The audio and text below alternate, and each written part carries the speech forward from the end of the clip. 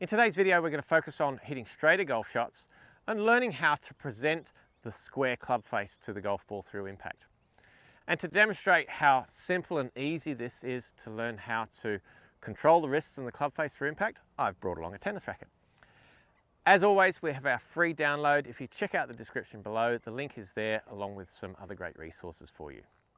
G'day golfers, I'm Glen Haynes. Welcome to Aussie Golf Pros, where we help you be the best golfer you can be.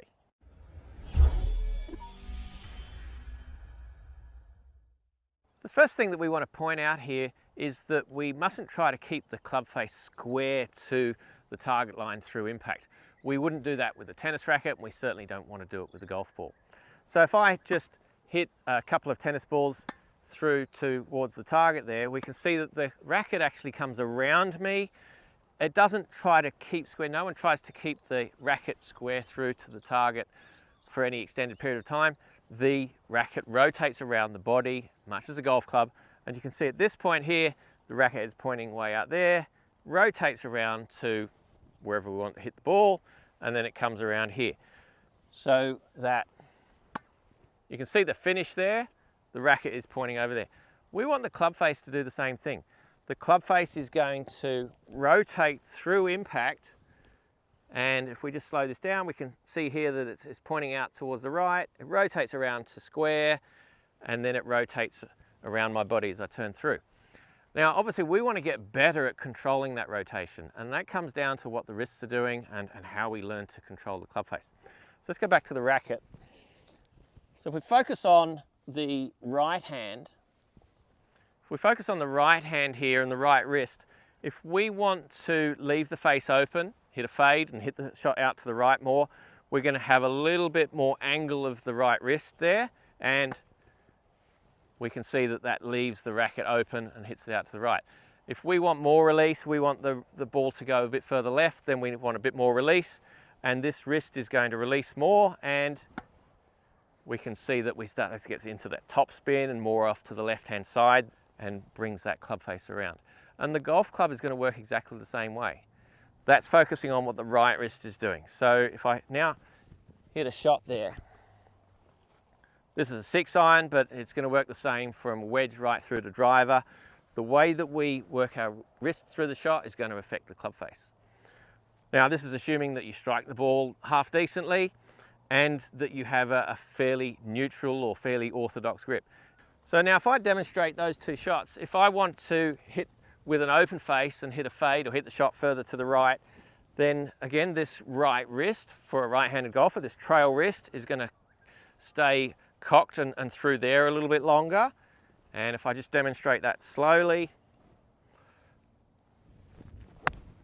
we can see here that it's curved off to the right-hand side, and that right wrist has maintained its position through for longer, through impact. And conversely, if I want to close the face, or if I need to close the face a little bit more and maybe draw the ball, then I'm going to release and extend, and this right wrist is going to come around more. It's going to flatten out and release that club. And you can see it's curving off to the left-hand side. So all I've done there, I haven't changed setup, I haven't changed grip, I've just changed the way that the right wrist has worked through impact. Now, golf's a two-sided game, so let's focus also on what the left wrist, the lead wrist, is doing. So if I'm leaving that face open, then I'm getting more of a bowed position here through the left side.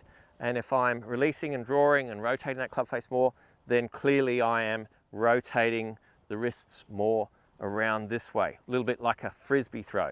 Let's focus now on the left side. That bowed wrist is going to cause that club face to be open through impact. It curves off to the right-hand side. And notice I'm just hitting these with a slow swing. And this is how I want you to start to train yourself how to control the club face. Don't try and hit full shots straight away. Just do these little quarter to half swings and make sure that you're controlling the club face through either angled right wrist or bowed left wrist for a right-handed golfer. And then that frisbee throw, I'll hit another one off to the left-hand side. And that frisbee throw, that left hand, that lead wrist is rotating around there. So you can see here that we're changing the club face quite remarkably based on what the wrists are doing. And you can't ignore that. You can't just swing and expect the ball to go straight. You need to learn how the wrists are going to work through impact. And if you have a fault, let's say you have a big slice or you have a big hook, you've got to learn how to change the club face through impact. Because if it's slicing or hooking, it's not going straight, that means the club face isn't returning to the golf ball squarely. It's either being, if it's slicing, then it's too open at impact. If it's hooking, it's too close at impact. Simple as that. It's within your power to learn to control what the wrists are doing and what the club face is doing through impact. And start with it slowly like this. And of course, our goal here is to be able to hit straight shots. So that there, I've hit a couple with an open face, hit a couple with a closed face. That gives me the ability and the feel for what the wrists and the club face are doing to hit a straighter shot. But as we come in with a fuller swing here, we've got these wrists hinged, the club is lagging behind me, it's coming through here, and then as we come into the golf ball, we're releasing and we're extending and everything's straightening up. But at impact, our goal here is to have a little bit of angle of that right wrist. If that's straightened out already, then we're going to release too early. We can either hit it left or hit the ground first. And then our extension point where everything's straight should be just after impact. And that's really key. If it's at impact, if everything's straight and extended at impact, it's too early. You're going to lose all your lag, lose all your power, hit the ground first, or you might hook it, scoop it, all sorts of things. You are not going to generate your optimum club head speed through impact. You're not going to get the contact you want, and you're definitely not going to control the club face the way you want. So full swing is going to look something like this.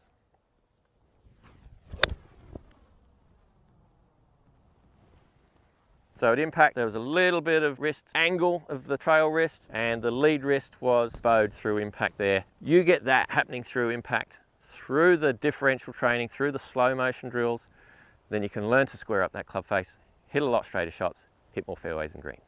As I mentioned, it's so important to have a sound grip to help you to learn to control the club face and hit straighter shots.